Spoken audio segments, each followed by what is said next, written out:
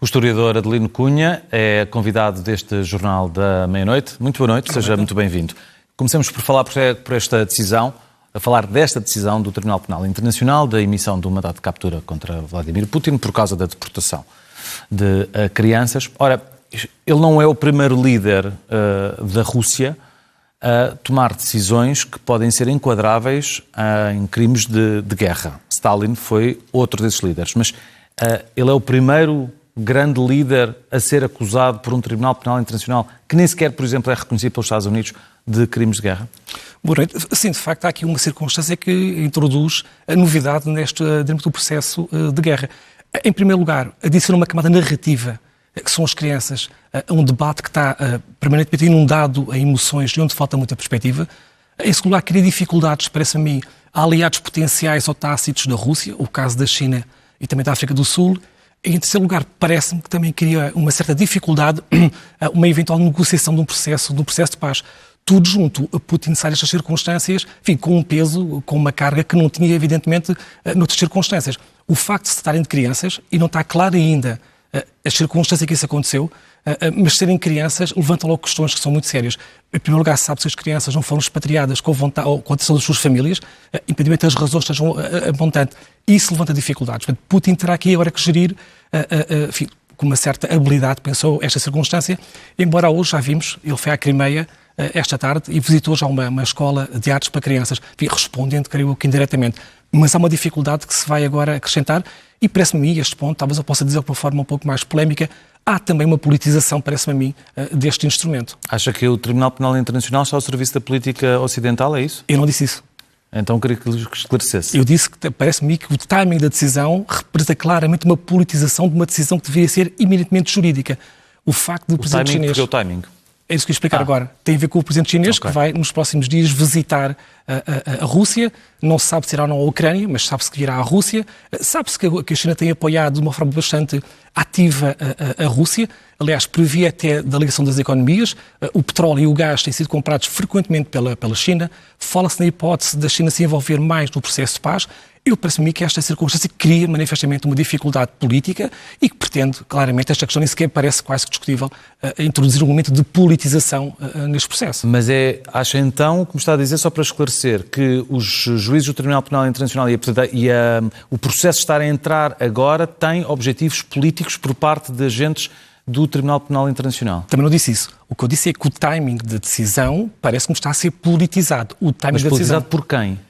Talvez pelo procurador, que por acaso é britânico, que introduziu nesta altura a emissão do mandato de captura. Então considera que esse procurador britânico não está suficientemente equidistante em relação à matéria? Eu quero dizer que o contributo que ele deu foi no sentido de politizar esta decisão.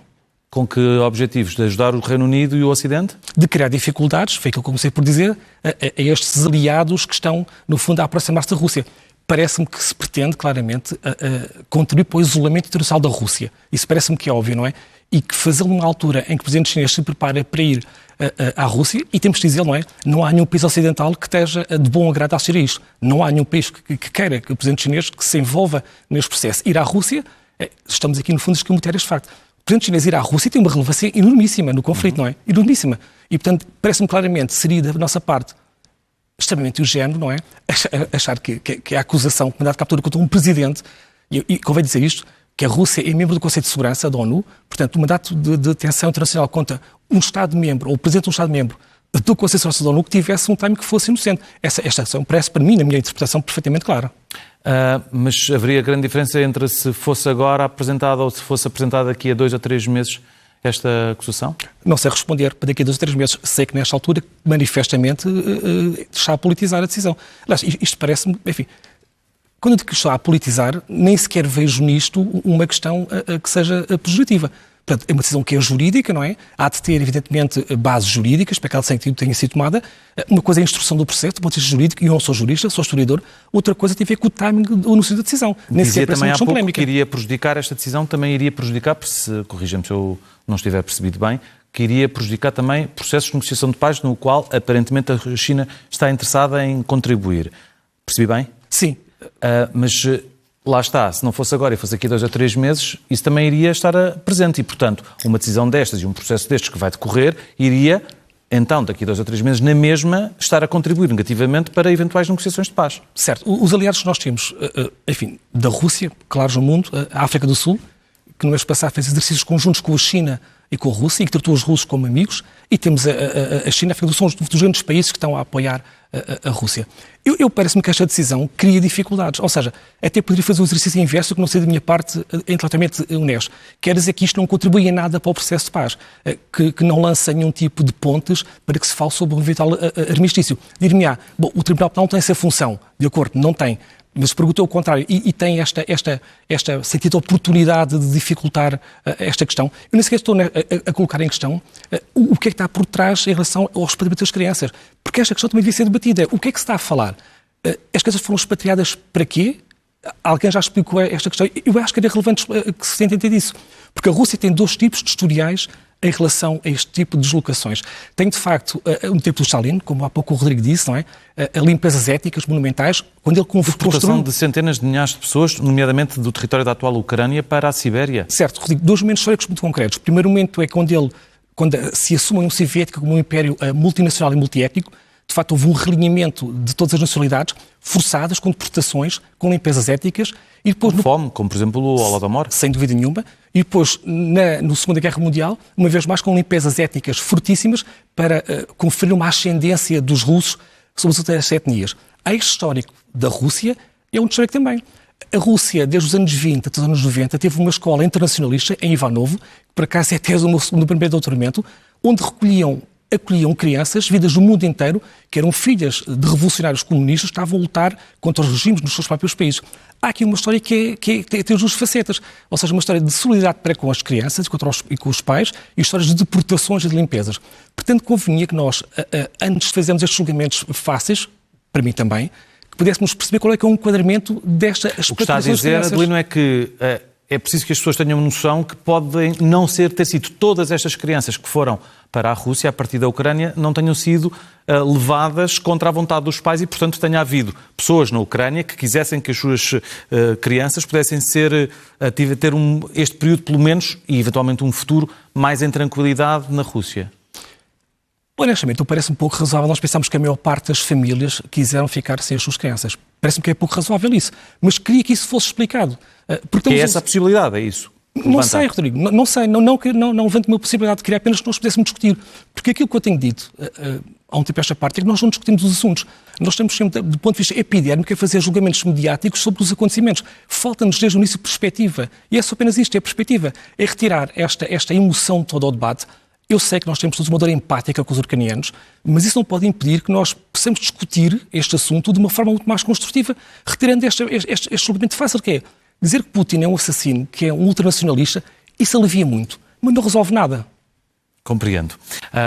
Agora, gostava de falar também do outro lado desta decisão do Tribunal Penal Internacional, o lado do Presidente dos Estados Unidos ter discutido e ter-se pronunciado sobre esta matéria para dar o seu aval, por assim dizer, a um mandado de captura. Ele que é Presidente de um país que nem sequer reconhece o Tribunal Penal Internacional. Isto é hipocrisia americana? Seria fácil para mim dizer que sim, mas eu penso que não. Aliás, a própria ONU está sediada em Nova Iorque, ou seja, o Putin, no limite, poderia ir aos Estados Unidos, não é? E não seria detido no âmbito deste mandato. O facto de os países não serem signatários ou não terem ratificado o Acordo de Roma, tal como a Ucrânia, não o impede, parece-me que os países tenham uma posição sobre o assunto. Seria muito fácil para mim dizer isso, acusá-los de hipocrisia, não me parece isso. Acho que faz sentido que as pessoas que estão ou que acham que é preciso fazer de Putin o exemplo de como não se deve gerir as relações internacionais, que possam pronunciar sobre isso. Portanto, não vejo aí nenhuma questão de hipocrisia. E já agora, que justificações foram dadas ao longo dos tempos, desde que foi criado o TPI, pelos Estados Unidos para não reconhecerem a existência deste tribunal? A razão tem a ver com a razão de todos os outros países que também não ratificaram. Ou seja, não querem que os seus cidadãos sejam julgados por tribunais que não tribunais americanos, não é? É esse o motivo. Muito bem. Nas negociações que as Nações Unidas e a Turquia têm estado a gerir, a moderar entre a Ucrânia e a Rússia no que diz respeito ao acordo de exportação de cereais, aparentemente houve agora um acordo que foi atingido. Mas não se percebeu ainda se é durante 60 dias, se é durante 120 dias. Consegue perceber o que é que poderá estar subjacente à inexistência de uma data, de uma duração específica para este acordo? Eu percebo a pergunta, percebo o alcance da pergunta, mas não sei, enfim, antecipar qual é que é a questão. Parece-me que a Rússia está, de facto, a demonstrar que tem capacidade e poder para condicionar um acordo, que também é bom para a própria Rússia. Portanto, essa questão parece-me evidente, ou seja, dificultar um processo negocial. O facto de reduzir o prazo significa isso, que a Rússia tem um papel que lhe permite fazê-lo, mas o outro ponto mais positivo que é, demonstra que ainda há aqui um território onde se consegue negociar. E esse ponto parece-me relevante. Conseguir-se negociar ainda, negociou-se este acordo, é a segunda vez que se está a negociar, portanto está-se a renegociar, e as próprias trocas de prisioneiros estão a ser sistematicamente também elas alvo de negociações diretas entre os dois países. Portanto, há aqui dois pontos onde é possível falar. E parece-me que é mais relevante isso quando se consegue algum tipo de objetivo, no sentido de tentar uma reaproximação, do que estes esforços que têm sido vindo a ser feitos de criar, no fundo, rupturas. Quando se estão a queimar as naus, não há depois regresso. E nós temos que começar a pensar nisto. Nós quereríamos que esta experiência de guerra se alastre a todo o território europeu? Quererão os europeus ter esta experiência de guerra no seu território? Ou haverá aqui algum momento em que nós tínhamos que falar, uma vez mais, peço que me repetir, sobre o que é que importa mais, se é ter uma guerra justa ou uma paz injusta, não é? Portanto, convinha que esta reflexão fosse feita até para que os ucranianos percebam... Nós já falámos sobre esse assunto. Já desenvolveu o seu raciocínio e a sua opinião sobre essa matéria? Sim. A última vez que falámos não tinha uma opinião ainda completamente formada. Falei sobre o assunto e depois escrevi também no Expresso, com todo o gosto, há uma semana sobre o assunto, e o argumento tinha a ver com isto, não é? Como é que nós podemos dar sentido aos sacrifícios dos ucranianos? Eu acharia que, em primeiro lugar, um processo de reconstrução sério da Ucrânia, do ponto de vista económico, das estruturas de todo o país. Em segundo lugar, dar sentido europeu, ou seja, colocar a Ucrânia dentro da órbita da União Europeia, o que retiraria dentro da esfera da Rússia. E, em terceiro lugar, adaptar as expectativas da Ucrânia em relação ao território. Ou seja, provavelmente, as garantias de segurança que a Ucrânia possa vir a ter no futuro não estarão de acordo com aquilo que são as suas expectativas territoriais. Dito de outra forma, se quer o território que venha a sair de umas negociações neste sentido, não serão aquelas que a Ucrânia tem em relação aos seus territórios. O que é que o mundo pode dar em troca? Garantias de segurança claras à Ucrânia, que mesmo no termo da ONU, existirão Estados garantes, Estados fiadores, de que, no caso de haver uma nova agressão à Rússia, e é disso que se trata, como é que a Ucrânia pode, no fundo, garantir que não haja uma nova invasão, esses países poderão usá-la. Aliás, a proposta turca vai muito nesse sentido, de se criar aqui um consenso internacional, curiosamente que envolve a própria Rússia, em que vários Estados garantem aquilo que é a neutralidade perpétua da Ucrânia. Portanto, convinha que nós tivéssemos aqui, em algum momento, um espaço menos emotivo para discutirmos, no fundo, estas questões, como é que se pode falar sobre o plano de paz dos italianos, sobre a proposta de paz da Ucrânia e também sobre a China, como é que a China poderá ou não envolver-se nesta questão. Porque falamos muito sobre armas e sobre aviões e muito pouco sobre o processo de paz. Disse a neutralidade perpétua da Ucrânia. É exemplo daquilo que, de alguma maneira, nos anos 50 foi atingido na Áustria, portanto. Na Bélgica, deu 70 anos de paz, por exemplo, em que várias potências deram esse garante, de portanto, que a Bélgica não seria invadida. Foi a Alemanha, aliás, que rasgou o acordo que tinha assinado, mas teve um período de paz bastante prolongado. Portanto, algo desse género em que vários países garantissem que aquele Estado pudesse ser garantido por todos eles. Ou seja, sendo uma paz, enfim, evidentemente, não eterna, porque não se pode pedir isso, mas havia a garantia da Ucrânia que, caso tivesse que ceder a alguma questão territorial, não haveria uma segunda investida da Rússia que seria, no fundo, auxiliada nesse sentido. Por outro lado, retiraria a Ucrânia da esfera da Rússia e, ao mesmo tempo, a Rússia saberia que um eventual segundo ataque ou terceiro ataque à Rússia, que envolveria, obviamente, um dos países fiadores ou garantes, que seriam um dos países membros do Conselho de Segurança, entre os quais os próprios Estados Unidos. E nesse garante da segurança da Ucrânia nunca seria a integridade territorial da Ucrânia pré-2014? Eu sei que é chocante dizer isto. Eu não digo de ânimo levíssimo, mas a Ucrânia perdeu a Crimeia há 9 anos. Passado 4 anos, líderes europeus foram ver um Mundial de futebol à Rússia. O secretário-geral da ONU foi à Rússia e depois da anexação da Crimeia. Mas isso não entra em conflito com o próprio papel que Xi Jinping possa ter nesse processo de paz, sendo que a China tem sido, desde o início deste conflito, sempre taxativa na defesa da integridade territorial dos Estados, porque tem o problema de Taiwan. Exatamente. Nunca falou sobre a Ucrânia. Fala sobre a integridade e a soberania dos Estados, fala sobre a autodeterminação dos Estados. Quando fala sobre a Ucrânia, não condena a invasão e diz apenas uma coisa concreta, isto que diz a China, que é preciso uma solução política para o conflito. Portanto, a minha questão é, quando eles falam sobre a integridade territorial, estarão a falar da Ucrânia? Estão a falar de qual Ucrânia? Da Ucrânia de 2014? Da Ucrânia de Donbass, da guerra anterior à invasão? Estarão eventualmente a falar da Ucrânia que tem fronteiras reconhecidas pelo direito internacional? Exatamente. Então temos que começar a discutir, no fundo, qual é que é a configuração territorial de que se fala. Se é a Ucrânia de 2014, se é a Ucrânia antes da invasão, se é a Ucrânia à data das negociações. A China está a tentar assumir um papel que me parece muito relevante. Por um lado, parece-me já claro que, claramente, já ascendeu em relação à Rússia, ou seja, a posição da Rússia é muito mais enfraquecida do que os russos pensam em relação à China. O facto de a China querer ter esta dimensão mundial, de ter um papel importante, deve ser tendo em conta. Porque a China, acima de tudo, o que quer, parece-me a mim, é garantir que haja estabilidade no mundo para que possa, no fundo, viver daquilo que vive, que é da economia, não é? Querer fazer isso é importante e tem aqui talvez dois elementos que partilha com a Rússia. A sua visão de que é que precisa acabar com o mundo centrado apenas nos Estados Unidos, ou seja, travar o avanço das democracias, do bloco ocidental, no fundo prefigurar-se o bloco das autocracias, e por outro lado, configurar o mundo em blocos regionais, onde a China, evidentemente, teria o seu papel, tal como a Índia, tal como a África do Sul. É preciso começar, penso, a dizer isto, mas discutimos também um pouco estas questões. O que é há depois disto? Ou se nós então teremos como única alternativa levar a ser os russos quando eles dizem que isto é uma guerra existencial. E se for uma guerra existencial para os russos, é para os ucranianos e é também para toda a Europa. Os russos também dizem que o objetivo do Ocidente é acabar com a Federação Russa. Eu entendo isso. E vou tentar explicar. Sempre que o Ocidente avança, e estou a falar dos valores culturais, dos valores democráticos, do poder económico, sempre que o Ocidente avança para o espaço da Rússia, a Rússia perde poder económico e perde influência cultural naqueles territórios.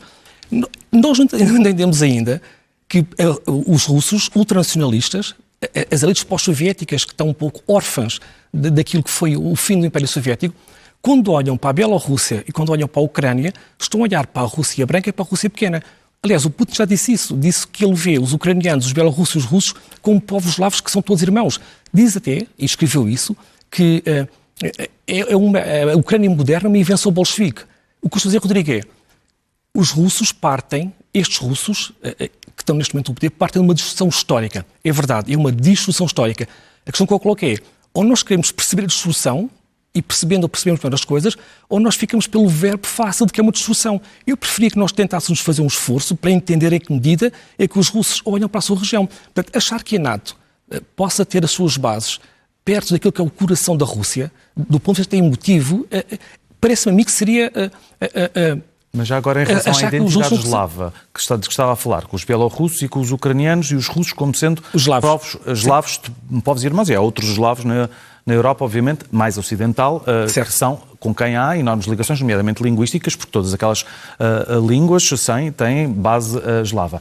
Mas o que a Rússia, a Federação Russa, o Kremlin tem dito ao longo do último ano é que um dos objetivos do Ocidente é acabar com a atual Federação Russa, que ela mesmo, per si, tem inúmeros povos para leste, na Ásia Central e no Extremo Oriente, que não são minimamente eslavos. E quando nunca se fala desse assunto como sendo um objetivo, de espartilhar a Rússia. É um real objetivo? É uma ilusão da parte de Putin? Ou é uma forma de meter medo à sua própria população para ganhar apoios para aquilo que está a não conseguir chegar, que é à vitória? Certo, concordo com a segunda parte da questão que o Rodrigo coloca, ou seja, o Putin mobilizou muito o medo interno, ou seja, o avanço do bloco da NATO, no fundo, na perspectiva do Putin, o que visava no limite era mudar o próprio regime na Rússia, ou seja, transformar a Rússia num país diferente daquele que ela é hoje. E Putin usou muito bem esse argumento, no fundo, para agitar um fantasma externo do avanço da NATO. Mas foi o Papa que disse, não fui eu, que a NATO é que se pôs a ladrar, e a expressão também não é minha, à porta da Rússia.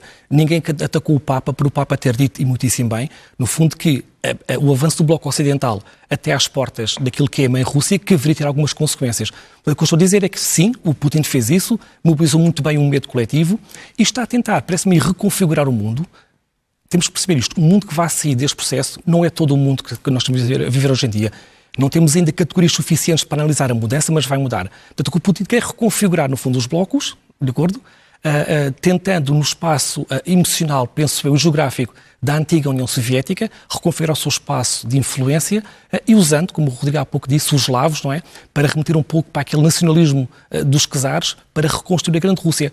A Rússia não teve nenhuma experiência democrática, não esquecemos disso. A Rússia foi o império dos czares durante 3 séculos, 300 anos, foi depois o Império Soviético de 17 até 91, não tem nenhuma experiência democrática. Nós esperámos que a seguir ao Putin veio um democrata radical e fervoroso, é capaz de ser um bocadinho ingênuo. Que o PCP não o ouça nessa apreciação relativamente à democracia durante o período soviético. Muito obrigado, Adelino, por ter vindo ao Jornal da Meia-Noite. Muito boa noite.